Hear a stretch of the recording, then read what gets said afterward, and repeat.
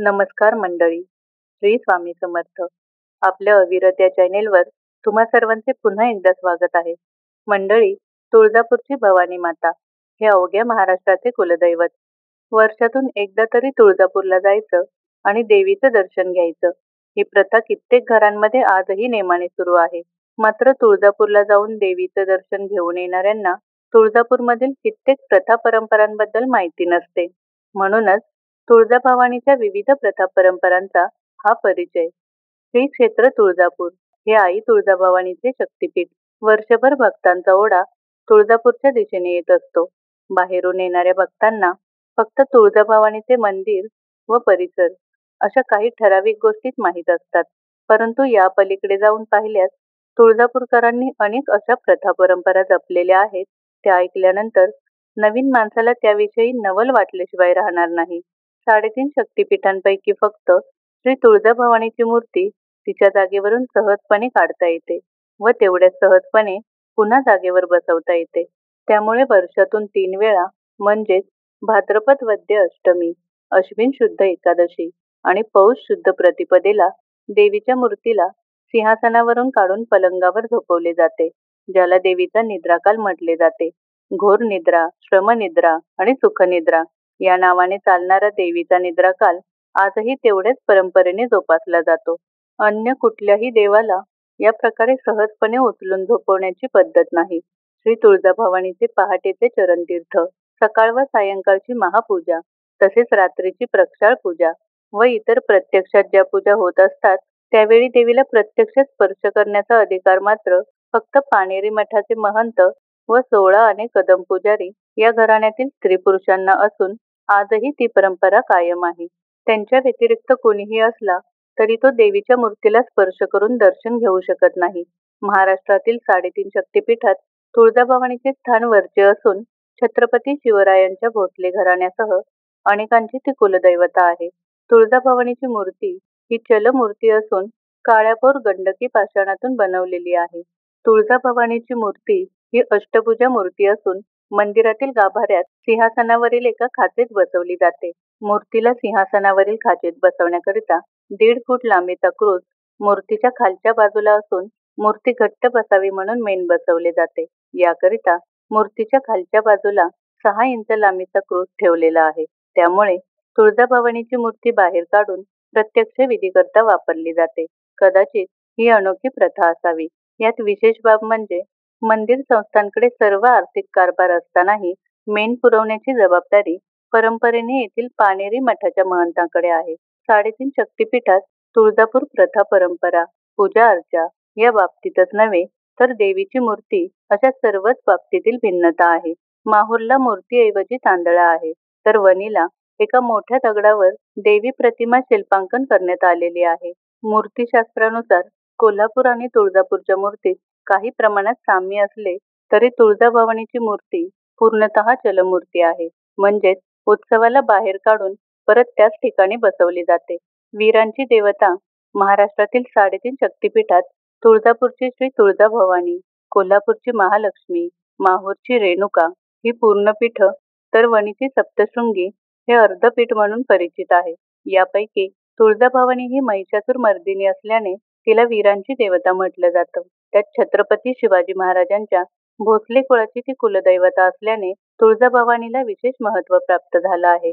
म्हणूनच कदाचित कोल्हापूर, माहूर आणि वणीच्या मंदिरात तुळजाभवानीचं मंदिर आहे. त्याप्रमाणे तुळजाभवानी मंदिर परिसरात इतर 3 शक्तिपीठांचा समावेश करण्यात आलेला नाही.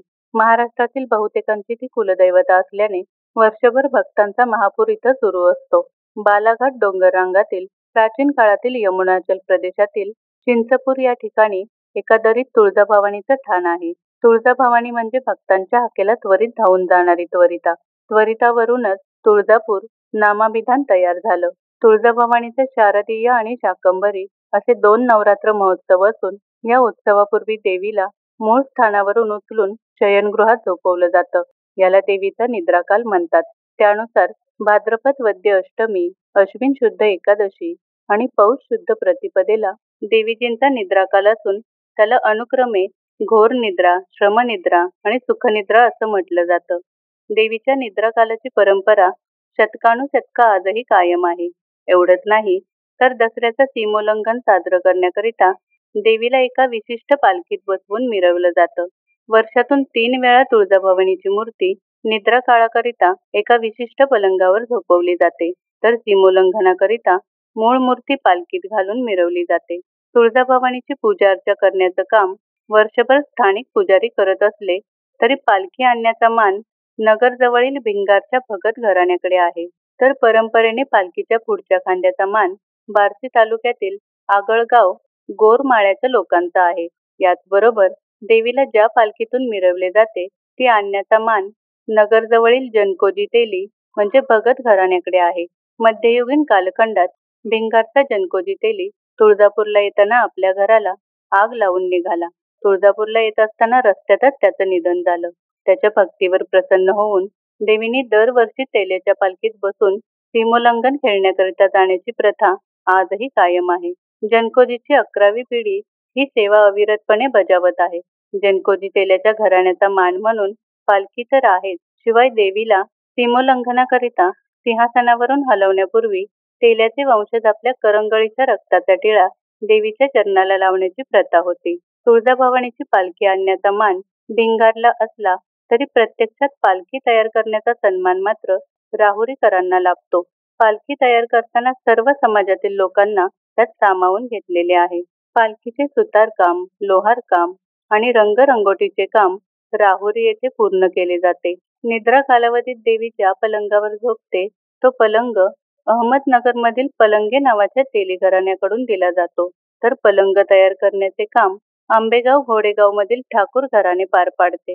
दसऱ्यापूर्वी 1 महिना अगोदर हा पलंग अहमदनगर, सोलापूर जिल्ह्यातून मिरवत तुळजापूरला येत असतो.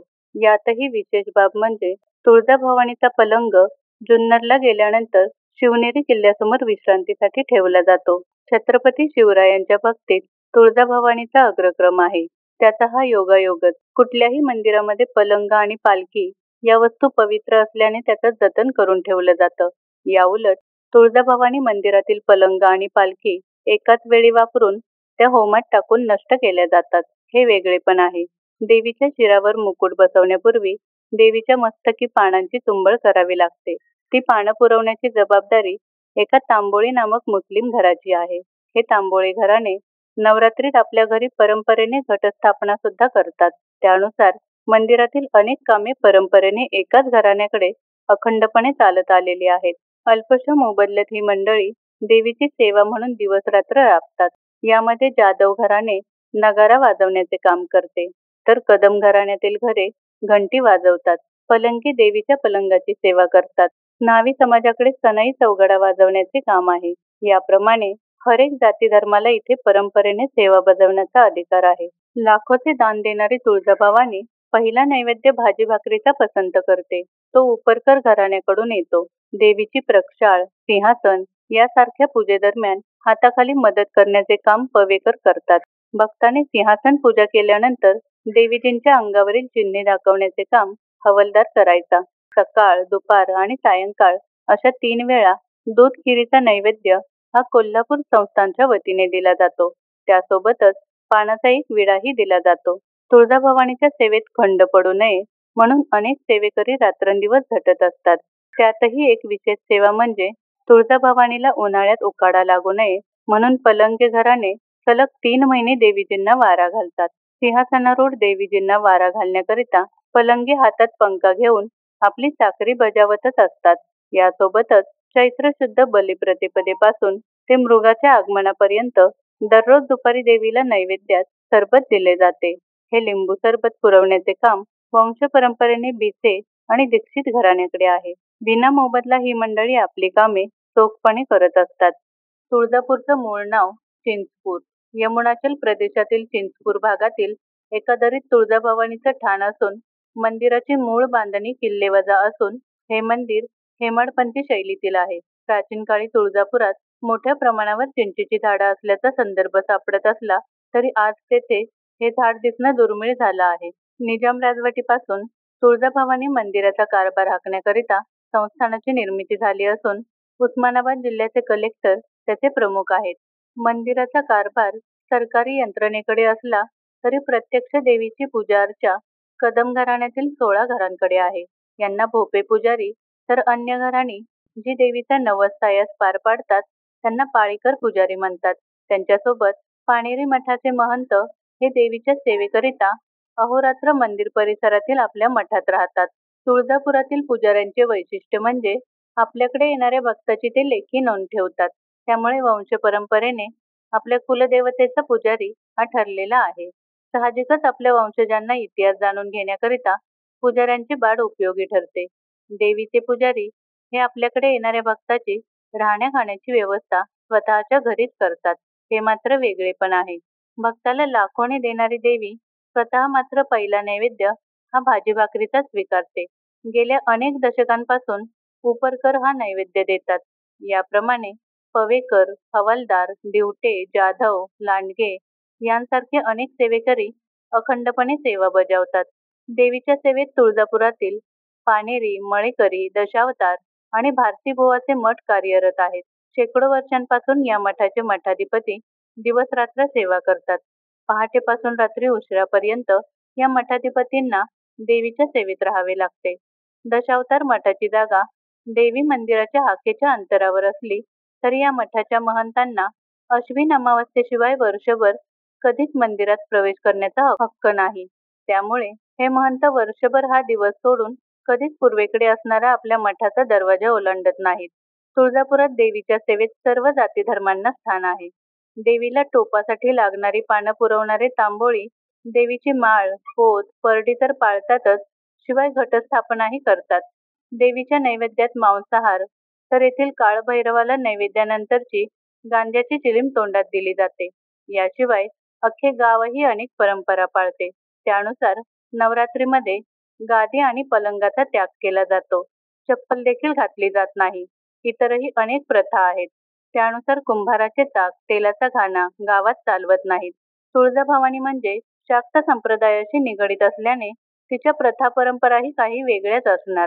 त्यानुसार देवीच्या नावाने गोंधळ घालणे हे आलेच.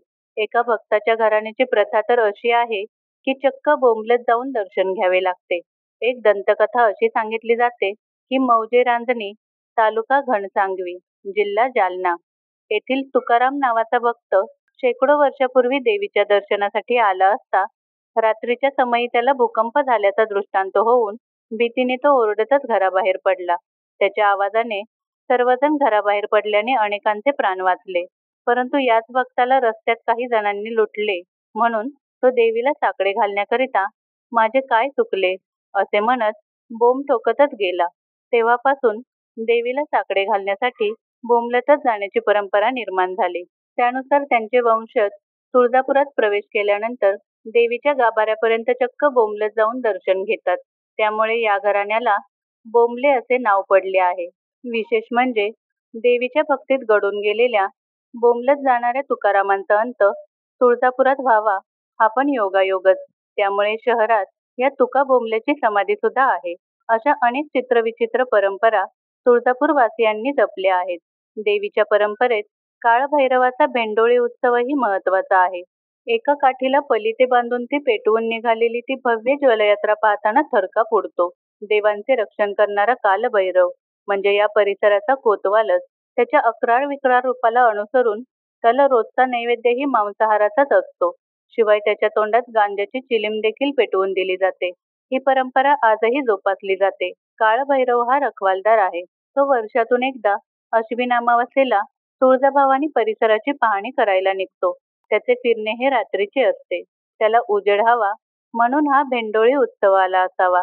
भैरवाच्या नावानं चांग भलं आणि तुळजाभवानीचा उदो उदो करत तरुणांनी भेंडोळी अंगावर घेतलेली असते. ही भेंडोळी घेऊन ते अरुंद गल्लीबोळातून जातात. पण या भेंडोळीमुळे त्यांना कधीही इजा झाल्याचे उदाहरण नाही. काळभैरवाला काशीचा कोतवाल म्हटले जाते. त्याची ठाणी भारतात सर्वत्र असली तरी भेंडोळी उत्सव उत्तरेत काशी येथे आणि दक्षिणेत तुळजापूर येथेच फक्त साजरा होतो. मंदिरात आल्यावर देवीला पदस्पर्श करून ही भेंडोळी वेशीबाहेर जाऊन विझवली जाते. अश्विन अमावास्येला भेंडोळी बरोबरच महत्वाचा समारंभ म्हणजे दशावतार मठाचे महंत या दिवशी वाजत गाजत देवीच्या दर्शनासाठी येतात. या दिवशी देवीला पांढरी साडी नेसवण्याची प्रथा आहे. ही साडी हा दशावतार मठाचा आहेर असतो. ते वैराग्याचे प्रतीक समजले जाते. या दिवशी दशावतार मठाचे महंत आणि काळभैरवाचे पुजारी यांना पेहराव देऊन त्यांचा सत्कार केला जातो. त्यात त्यांना जो फेटा बांधला जातो तो देवीच्या साडीचा असतो. काही प्रथा परंपरा अगदी समाजानेही जपलेल्या आहेत. अद्यापही तुळजापुरात तेलाचा घाणा, कुंभाराचे चाक, कातडी कमवण्याचा उद्योग इथं चालवला जात नाही. श्री तुळजाभवानी ही महाराष्ट्राची कुलस्वामिनी. त्यामुळे ज्याप्रमाणे आई सर्वांना सामावून घेते, त्याप्रमाणे देवीच्या दरबारात गुढीपाडवा, होळी, रंगपंचमी असे सर्व सण साजरे होतात. एवढेच नव्हे तर वैष्णव पंथांचा गोपाळकालाही आषाढी एकादशीला इथं साजरा होतो. गुढीसोबतच सर्व राष्ट्रीय सणाला मंदिरावर राष्ट्रध्वजही फडकवण्याची परंपरा इथं कायम आहे. या प्रमाण परंपरेला प्राचीन इतिहास आहे. बदलत्या जगात आजही त्याचे मनोभावे पालन केले जाते. तुळजाभवानीच्या दरबारातील प्रथा परंपरा अगदी निर्विघ्नपणे पुढे चालू आहेत. म्हणूनच तिच्या दरबारात पाऊल ठेवतात लहान थोर एकच जयघोष करतात. आई राजा उदो उदो, सदानंदिता उदो उदो, बोल भवानी माते की जय. तर मंडळी, ही माहिती तुम्हाला कशी वाटली हे तुमच्या प्रतिक्रियांद्वारे कमेंटमध्ये नक्की सांगा. आणि हा व्हिडिओ आवडला असेल तर व्हिडिओला एक लाईक करून जास्तीत जास्त शेअर करा व आपल्या अविरत या चॅनेलला सबस्क्राईब करून बेल आयकॉनवर क्लिक करायला विसरू नका. तर पुन्हा भेटूया पुढील व्हिडिओमध्ये.